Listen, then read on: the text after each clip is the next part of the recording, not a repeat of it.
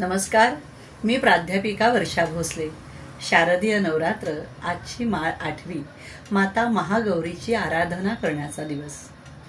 माता महागौरी श्वेत वस्त्रात आहे। अतिशय लोभस तिचं रूप आहे। काल आपण कालिका मातेचं पूजन केलं। तिचं रूप अतिशय भयानक, त्याविरुद्ध माता महागौरीचं रूप अतिशय लोभस, स्फटिकासारखं नितळ, हिमनगासारखं स्वच्छ, विजेसारखं तेजस्वी असं महागौरीचं अतिशय सुंदर रूप। ही महागौरी मनुष्य वृत्तीला असत्याकडून सत्याकडे जायला प्रेरित करते।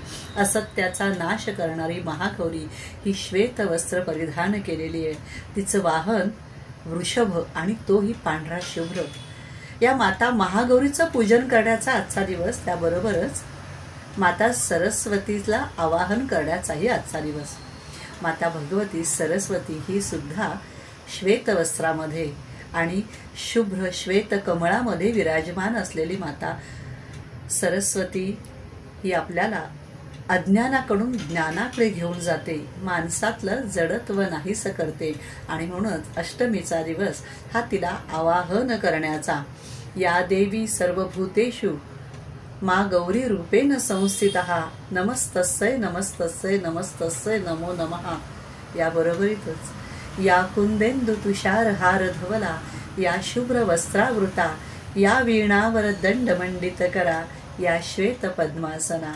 माता महागौरीची आराधना करूया आणि माता सरस्वतीला आज आवाहन करूया आणि त्यांच्याकडूनच असत्याचा नाश होण्यासाठी आणि सर्व मनुष्य जातीला सत्याच्या मार्गावर जाण्यासाठी प्रेरित होण्यासाठी सद्बुद्धी, विवेक आणि विनय दे, असं आवाहन या मातेच्या चरणी करते। जय जगदंब, जय दुर्गे।